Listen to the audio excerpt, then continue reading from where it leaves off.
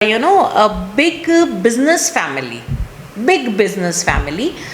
मेरे ख्याल से उसमें 3 या 4 भाई हैं और भाई के बच्चे भी इतने बड़े हो गए कि उनकी भी शादियां हो गई and they have also joined the business. मतलब आप समझ लीजिए कि पूरी की पूरी बिजनेस फैमिली है और उस परिवार के करीब 10-15 लोग एक्टिवली बिजनेस में काम कर रहे हैं। अब पता है उसमें क्या हाल है? उसमें एक ब्रदर ऐसा है जो प्योरली प्रोडक्शन देखता है। उसको पता ही नहीं कि हमारा मतलब जो प्रोडक्ट है वो एक्सपोर्ट हो रहा है, कहाँ हो रहा है, कैसे हो रहा है, उसको कोई लेना देना नहीं। वो सिर्फ, और वो इतना इंट्रोवर्ट है कि मतलब अपने रिश्तेदारों की शादियों में भी उसकी शक्ल दिख जाए तो बहुत बड़ी बात है। जो दूसरा ब्रदर है, he is travelling so much कि वो सिर्फ और सिर्फ मार्केटिंग कर रहा है। अब तीसरा जो ब्रदर है, अमेजिंगली वो व्यक्ति आपको सारे सोसाइटी के फंक्शंस में नज़र आएगा, बड़े बड़े सेमिनार्स में नज़र आएगा, जहाँ पर भी वो कहते हैं ना कि सो एंड सो फैमिली को, सपोज आप कुछ भी नाम ले लीजिए, जैन फैमिली को रिप्रेजेंट करना है, नाम क्या आएगा? So and so. जहाँ पर भी दान दिया जा रहा है उसको वो साफा पहनने कौन जाएगा? वो तीसरा भाई। जहाँ पर भी कुछ इनाम दिया जा रहा है वो लेने कौन जाएगा? तीसरा भाई। किसी प्रोग्राम में चीफ जज या प्रेसिडेंट या मुख्य अतिथि, चीफ गेस्ट बन के जाना है, कौन जाएगा? वो तीसरा भाई। उस तीसरे भाई को लोग जानते कि ये इस शहर का सबसे बड़ा मिलियनेयर है। बाकी 2 भाइयों को कोई नाम भी नहीं जानता, लेकिन इस पूरे फैमिली में कोई प्रॉब्लम नहीं है, कोई प्रॉब्लम नहीं। एंड क्यों नहीं है? क्योंकि ये तीनों एक दूसरे के फ्लॉज जानते हैं कि बाबा ये व्यक्ति सोसाइटी में किसी काम का नहीं है, ये व्यक्ति एक जगह टिककर प्रोडक्शन में नहीं बैठ सकता, ये इतने सारे लेबर को हैंडल ही नहीं कर सकता, कल बट्टा बैठ जाएगा। ये तीनों एक दूसरे की ताकत जानते हैं कि ये बंदा सोसाइटी में जाएगा, रिलेशंस बनाएगा, ये बंदा मार्केट में जाएगा, माल बेचेगा, ये बंदा ये करेगा। और ये रियल लाइफ बता रही हूँ मैं, ये रियल लाइफ स्टोरी है। मैं उस फैमिली को आज 20 सालों से जानती हूँ and they are doing so good. और ऐसी एक और फैमिली देखी, उनका पूरा बड़ा काम है, एक बंदा सारी ट्रेडिंग करता है, उसको पता ही नहीं है कि आसपास क्या हो रहा है, कि फैमिली में किसकी शादी हो रही है। वो तो एक काम करता है कि अपने सुबह 9 से लेकर शाम के 5-6 जितने भी बजे तक है वो अपने सिस्टम पर बैठता है और जब मर्जी आती है, जब होना होता है तब छुट्टियों पे चला जाता है। फैमिली में कौन बीमार पड़ा, किसकी डेथ हुई, किसके चौथे पे जाना, किसके उठावने पे जाना, उसको पता ही नहीं।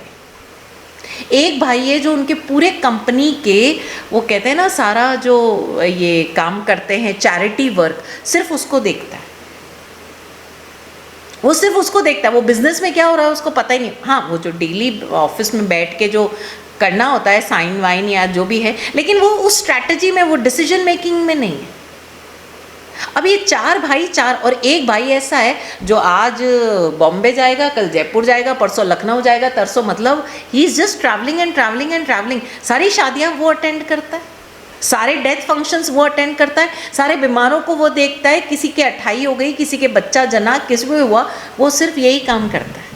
लेकिन इन चारों की अंडरस्टैंडिंग इतनी शानदार है कि शिकायत नहीं होती। अब यहाँ हमें समझने योग्य बात है कि उन 2 भाइयों के बीच में क्या अंडरस्टैंडिंग है। आप लोग बाहर बैठकर देख रहे हो, मैं जैसे इस ग्लास कैबिन में बैठी हूँ, है ना। अब ग्लास कैबिन ये बंद है, मेरी आवाज़ बाहर नहीं जा रही है, मैं लोगों को ये कर रही हूँ, कोई ये भी सोच सकता है मैं अंदर बैठ के कथक सिखा रही हूँ क्या। ये महाराज है, ये हाथ ऐसे फैला रहे हैं, पता नहीं किसको क्या लटके झटके दिखा रहे हैं, but I am speaking and on a very serious topic. तो बाहर बैठे लोग उन 2 भाइयों की केमिस्ट्री नहीं समझ पा रहे, और मैं कहूँगी उनको कोई अधिकार भी नहीं बनता, उनके परिवार को भी अधिकार नहीं बनता। उन 2 भाइयों को पता है कि कौन क्या कर रहा है। अब एक भाई सुबह से शाम तक फ़ोन पर नज़र आएगा, अब आपको पता ही नहीं है कि वो फ़ोन पर नज़र क्यों आ रहा है। और दूसरा बंदा मार्केट में दौड़ रहा है, सुबह जा रहा है, शाम जा रहा है, उसको 9 बजे दुकान खोलनी है, रात को। अब वो जो फ़ोन पे बैठा है ना, पता चल रहा है सारे ऑर्डर्स वही ला रहा है, सारे क्लाइंट्स के टैकल वही कर रहा है। वो गप्पे मारते मारते शांति से बैठे बैठे क्या कर रहा है हमें नहीं पता। तो रिलेशनशिप पॉइंट ऑफ व्यू से इस तरह से समझो। और अगर मैं आध्यात्मिक पॉइंट ऑफ व्यू से कहूँ तो समझो, कर्मों का खेला समझो। एक भाई जिम्मेदारी लिखवा के लाया है, एक भाई जिम्मेदारी पूरी कर रहा है, और एक भाई अब सुख समृद्धि लिखवा के लाया है। उसका ऋणानुबंध है, दोनों अपने अपने कर्मों की निर्जरा कर रहे हैं। लेकिन यहाँ पर गलती क्या होती है, और अक्सर परिवार टूटते क्यों हैं? परिवारों के इंस्टिगेशन से। प्लीज़ समझिए, ये उन दो भाइयों के बीच की केमिस्ट्री है। उस केमिस्ट्री में आप अपनी तरफ से डालकर कोई ज्वलनशील पदार्थ मत डालिए कि वो बूम हो जाए।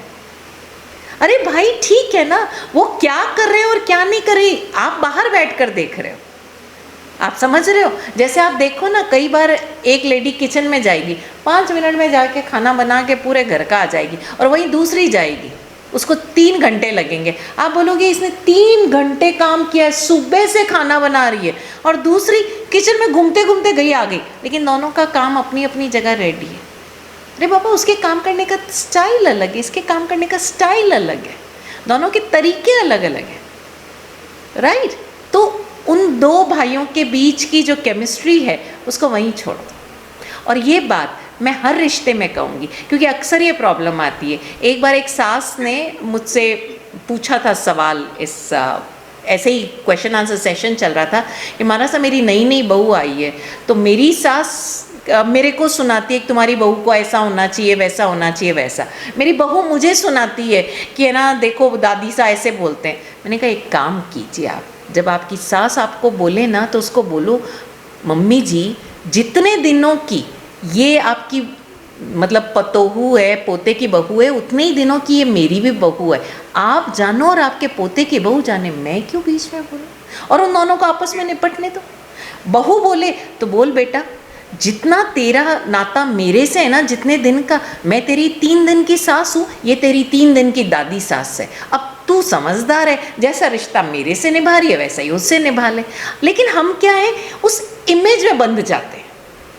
हमें लगता है मेरी बहू को कोई गलत ना कहे। अरे बाबा, क्या प्रॉब्लम है, क्या प्रॉब्लम है भाई? अगर आपकी जेठानी बोलती है ना कि भाई ये तेरा पति ऐसा है, भाभी मेरा पति तो 3 साल से है, आपका देवर तो 5 साल से, आपका रिश्ता ज़्यादा बड़ा है, आप ज़्यादा अच्छी तरह से हैंडल करो, मेरा रिश्ता कम है, मैं अपनी तरह से हैंडल करूँगी। बीच में क्यों पढ़ना हमें? बट हम लोग क्या है कि हमारे अंदर एक ही कीड़ा है, हर रिश्ते को हम परफेक्ट बना के दिखाएंगे। छोड़ो, आप अपना रिश्ता संभालो, बाकी के रिश्ते उन लोगों को हैंडल करने दो। देवर जाने, भाभी जाने, जेठ जाने, जेठानी जाने, आप आपस में निपटते रहो, आपको क्या प्रॉब्लम है?